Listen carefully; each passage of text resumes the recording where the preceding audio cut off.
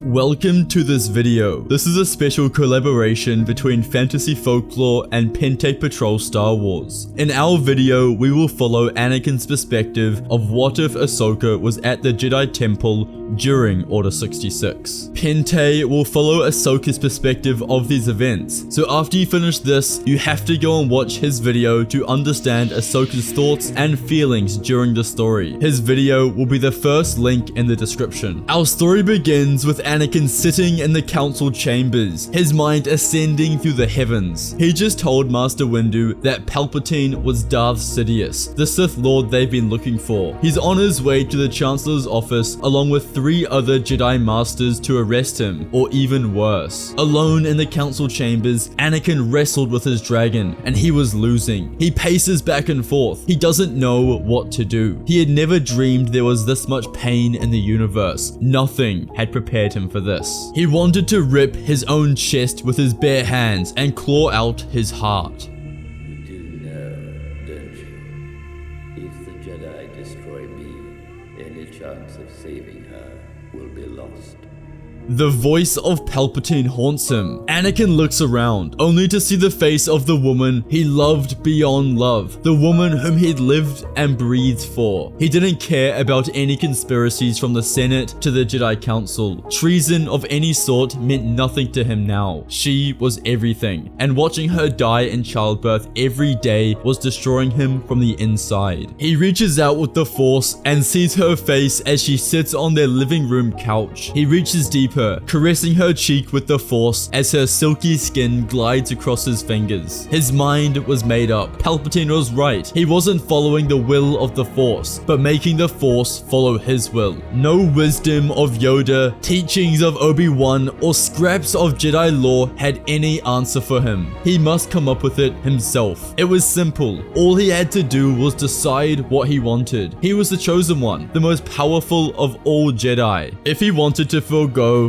all he's fought for to save his wife, he will do it. And so, he left the council chambers. We all know what happens next. Anakin heads to the Chancellor's office to see Windu has defeated Palpatine. But right before he finishes him off, Anakin cuts Windu's hand off and Palpatine electrocutes him off into the distant Coruscant night. Anakin pledges himself to Darth Sidious and he becomes Lord Vader. His first task as a Sith is to sterilize the Jedi Temple. Do what must be done, Lord Vader.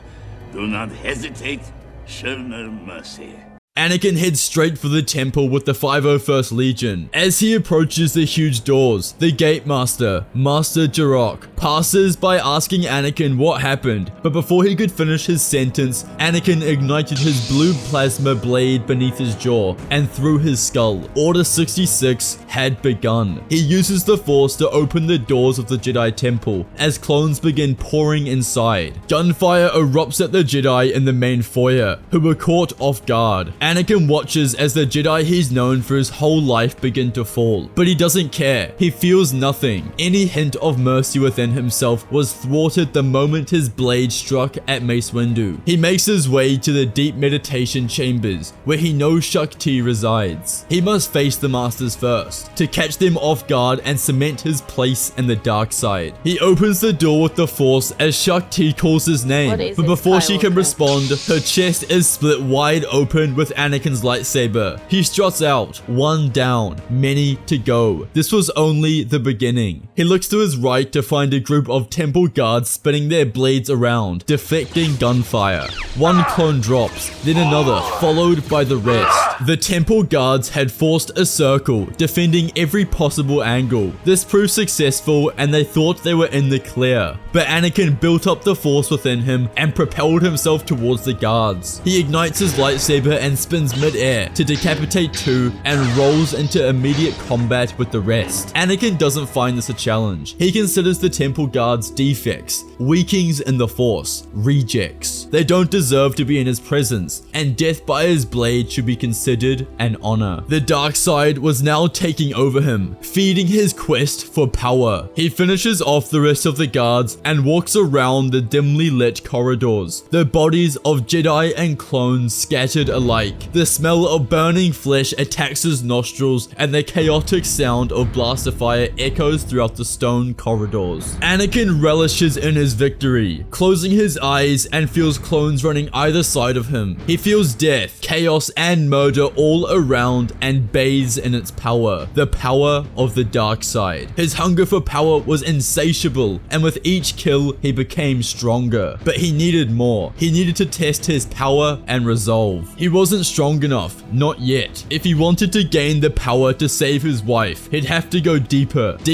into the darkness than he thought was possible. He slowly makes his way towards the training area, where he knows one of the most skilled duelists in the Order, Sin Drellic, would be hiding. He's reached the training quarters to find Drellic and his students fighting off the clones. Anakin briefly thinks back to his time as a youngling, learning from Sin Drellic, but quickly comes back to the present. To fully engage the dark side, he must break away from the chains of his past holding him back, and his history as a Jedi was one of these. Drellic would be the third master Anakin faced in the temple, but would likely be the biggest challenge. A master of all 7 forms of lightsaber combat, an apprentice to Yoda himself. He was nothing to scoff at, but Anakin enjoyed the challenge. He was eager to test his new powers, and the battle master was the best person to do this against. Anakin unleashed everything he had against Drellic and his students. He cut down the first Padawan, and then another. He's doing everything his new master told him to do. It's time to release his limitless potential. Sin Drellic defended with his life, but he was no match for the power of the Chosen One. The clones finished off the rest of the children as Anakin headed off to complete his most difficult task. He goes to the peak of the Jedi Temple and stands outside the council chamber's doors. What he's about to do could be considered psychopathic, but Anakin deems this necessary to establishing galactic control. He could sense the younglings inside, their fear fueling him. He had to do this. They were already too far indoctrinated and gone. He believes this to be the benefit of the younglings. He's sparing them from a life as a Jedi. They would only serve an order of evil, corrupt, and power-hungry individuals. He was willing to make the sacrifice of killing the younglings if it meant the Jedi couldn't return. He told himself they had no life. They were already dead, so it didn't matter if he was the one to kill them. He was freeing them from the slavery of the Jedi Order, just as Master Qui-Gon had freed him all those years ago. This was a good thing. The only humane thing to do in Anakin's eyes was to kill them. He forces open the door, and to his shock, his former apprentice Ahsoka Tano turns around and locks eyes with her former master.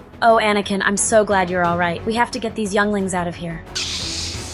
The sight of his former apprentice has changed nothing in his mind. She is an enemy of the Republic, just like the rest of the Jedi, and she must be treated accordingly. Anakin, what are you doing? Don't tell me this is all because of you. But he says nothing and steps forward to bring his lightsaber down on Ahsoka, but she ignites her blade to block the strike at the last possible moment. Anakin advances and takes an attacking stance, using his aggression and hate for the Jedi to power him in this fight. He taught Ahsoka himself, so there's no doubt she's strong, but he is the chosen one. Ahsoka continues to only defend Anakin's strikes and refuses to attack her former master, a weakness Anakin thinks in his mind, and this could cost her the battle. Using her 2 blades, she pins Anakin's lightsaber to the ground and somersaults over his head and makes her way to the elevator. Using the Force, she closes the council chamber's doors, and Anakin chuckles to himself. He knows what she's doing, giving him the choice of her or the younglings, and she knows what he'll choose. He rushes towards his former apprentice in the elevator, and they begin making their way down. Anakin thrashes his blade at Ahsoka, scraping the walls of the elevator without a care in the world. Sparks fly everywhere, hindering his vision, but he's connected to Ahsoka through the Force. Consoles exploded like fountains of white-hot sparks as they were ripped free from the walls and hurtled into the air. Ahsoka's acrobatics come in handy as she maneuvers throughout the elevator, dodging Anakin's ferocious strikes, also scraping the walls of the elevator with her own blade. When they reach the bottom, the elevator is as good as destroyed. Anakin kicks Ahsoka out as she somersaults and lands on her feet. Please stop, this isn't you. But he isn't fazed and continues his onslaught, doubling down on his efforts as she gets impatient. Anakin, it doesn't have to be this way. But her words are drowned out by the clashing of blades and blaster fire echoing throughout the Jedi Temple. Anakin doesn't let it get to him.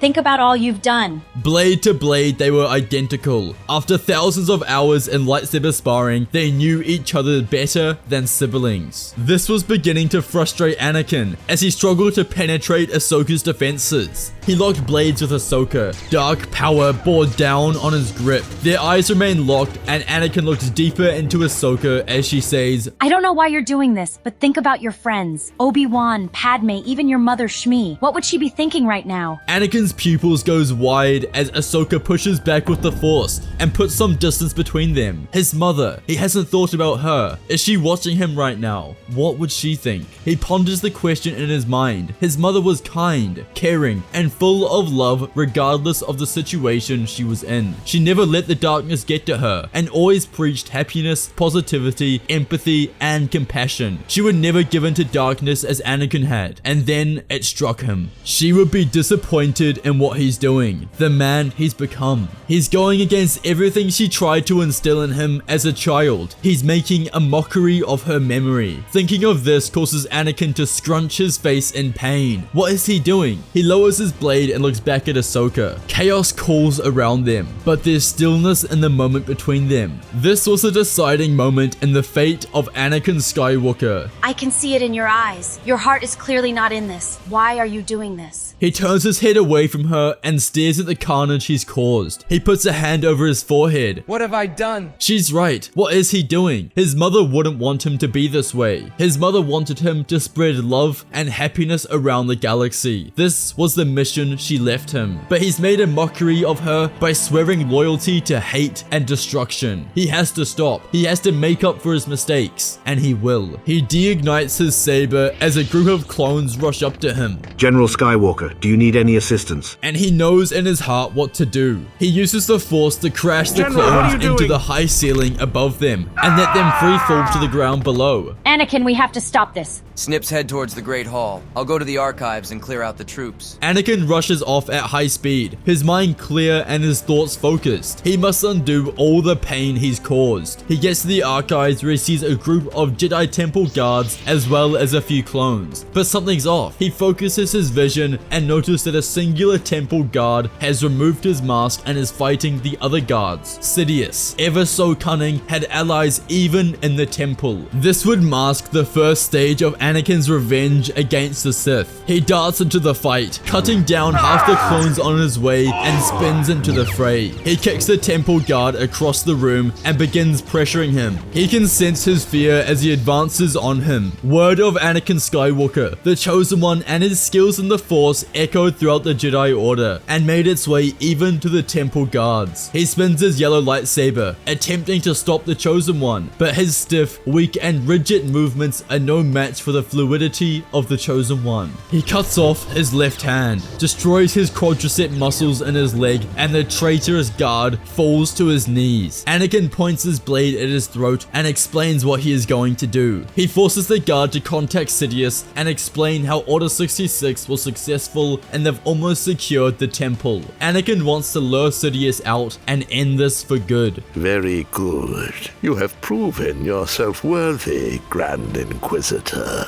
I will make my way there now. Anakin decapitates the Grand Inquisitor, and they've successfully secured the archives. The tide of Order 66 is turning. The Jedi are becoming successful in driving back the clones, and Anakin was the key to this. He knows his biggest challenge will be next. He rushes to the Grand Hall at high speed, since he knows that's where Sidious will enter. However, Ahsoka is there now, so he must get there before he arrives. He turns the last corner and stares at the center of the hall to see two blue blades and one red lightsaber clashing in a fierce duel. No doubt, Ahsoka has engaged Sidious, but she's barely holding her own. Anakin leaps across the hall, but as he lands, Ahsoka is struck across the abdomen by Sidious's crimson blade, and her body crumbles to the floor. Anakin stares at her in shock as Sidious's attention turns to him. Foolish boy, you disappoint me.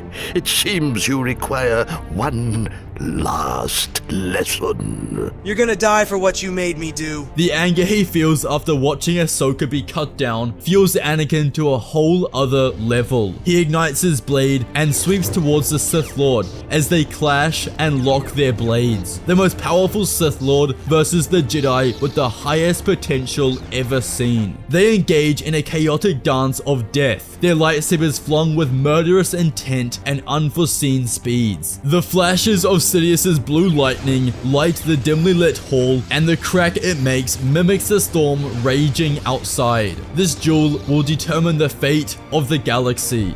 They increase their pace and move away from the Grand Hall. They ride the corridor walls and they're connected in the Force, one and the same. Anakin embraces both sides of the Force and uses Ahsoka's memory to fuel his rage in this fight. Sidious's speed surprised Anakin as they swept throughout the corridors, clashing lightsabers at every possible moment. They take a sharp right turn into a passage where Padawans are fighting off the last of the clones. Sidious jumps and spins midair to decapitate the Padawans and orders the clones to fire upon Anakin. He takes the advantage and attacks the clones first, cutting their blades and dismembering them as he approached the Sith Lord. They lock blades for an extended period of time. Anakin stares upon the wrinkles and distorted face of the Sith Lord, his pointy yellow teeth snarling at him. They move their blades around 360 degrees, still in contact as Anakin grabs Palpatine by the throat and slams him against the wall. He spins under Anakin's arm to try to escape, but is met with a crushing elbow which drops the Sith Lord momentarily to the ground. He sends lightning at the Jedi, who catches it.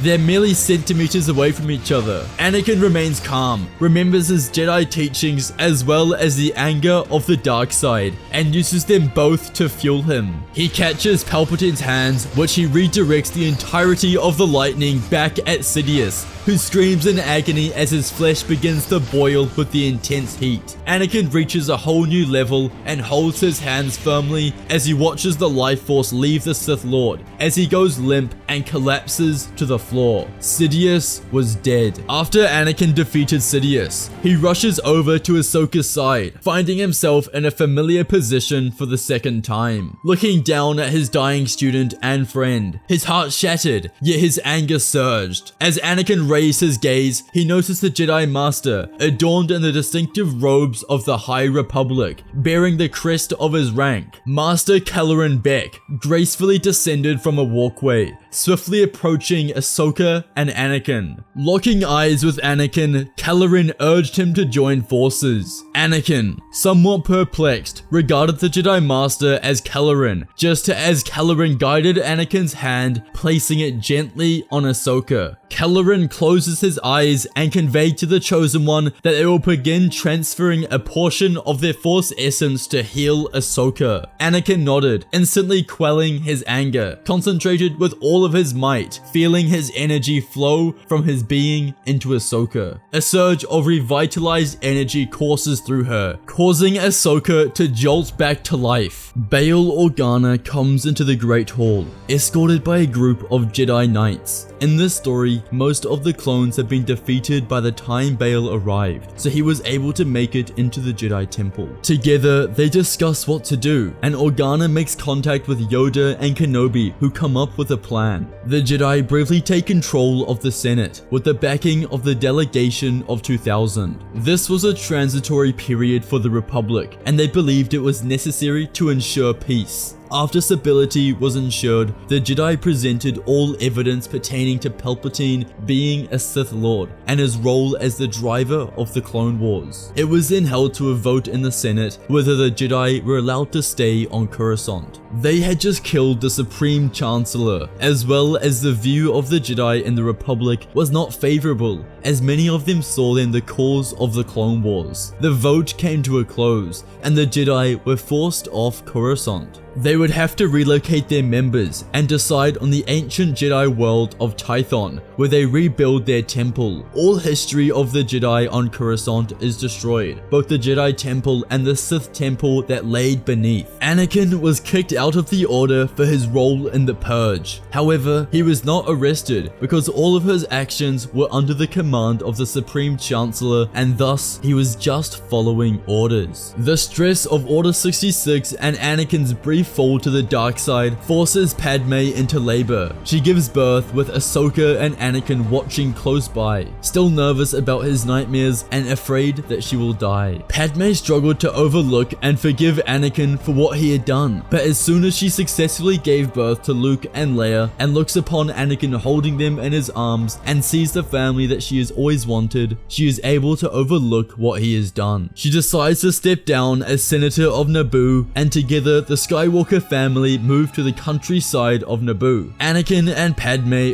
finally begin to live there happily ever after. They decide to leave behind their previous lives and dedicate themselves to raising a family. They built a small house on a beautiful hill overlooking a lake, surrounded by fields of green grass and wild flowers. As the years passed, Padme and Anakin's love only grew stronger, and they welcomed more children into their home. In addition to Luke and Leia, they had 3 more children, Ollie, Charlie, and Shmi. Their family spent their days tending to their gardens, playing games, and exploring the beautiful countryside. Anakin taught his children the ways of the Force, and they all enjoyed practicing their skills together. Padme shared her love of politics and leadership with their children, teaching them about the importance of serving others and standing up for what's right. As the children grew older, they each developed their own unique personalities and interests. Luke was a curious and adventurous boy who loved to explore nearby forests, whereas Leia was a natural leader who wanted to stand up for what was right. Ollie was the quietest of the siblings, spending most of his time reading and learning about the galaxy, while Charlie was a bit of a troublemaker who loved to play pranks on his siblings. Shmi, the youngest, was a bundle of energy and was always eager to learn more about the Force. Despite their different personalities, the Skywalker family was incredibly close. They shared meals together every night, often enjoying the fresh vegetables and fruits that they had grown in their own gardens. Throughout it all, Anakin and Padme remained deeply in love. They would often take walks in the evening, holding hands and talking about their hopes and dreams for the future. They knew they were blessed to have such a wonderful family and a peaceful life, and they would be grateful for every moment they spent together. Ahsoka and Obi-Wan would come visit for dinner often, and always enjoyed their time with the Skywalker family. It took time for Obi-Wan to forgive his former apprentice, but they grew to be like brothers once again. Ahsoka lives a nomadic life, traveling around the galaxy, learning about the Force, but also helping those in need, trying to follow the will of the Force and carry out a Jedi's true task of peacekeeping. She continues to become stronger, and Anakin looks upon her with a sense of pride, happy with the woman she has become. Obi-Wan visits one day, and with him, he brings good and bad news. Yoda has finally passed away after almost 900 years of service to the Jedi Order, and in his place, Obi-Wan was voted in as Grand Master of the Jedi Order. The Skywalkers are ecstatic for him and congratulate their friend. Thinking of Yoda makes Anakin think back to the time he came and visited their family on Naboo, and offered to take his children into the Jedi Order. Anakin refuses at the time, but wondered if he made the right decisions. Despite all he's been through, he's fearful for their future as he knows firsthand how strong the pull of the darkness can be. They send Obi-Wan on his way, and the galaxy is experiencing a new age of peace. The Senate has been reformed thanks to Bail Organa. The Jedi have reverted back to their old ways by not following the Senate, but the Force, and Anakin and Padme finally got to live their life the way they always wanted to. Thank you guys so much for watching today's video. You must check out Pente's version of the story, as he follows Ahsoka's perspective of these events. Her perspective will fill in a bunch of gaps that were missing from this story. His link will be the first in the description below. Thank you all for watching, and may the Force be with you.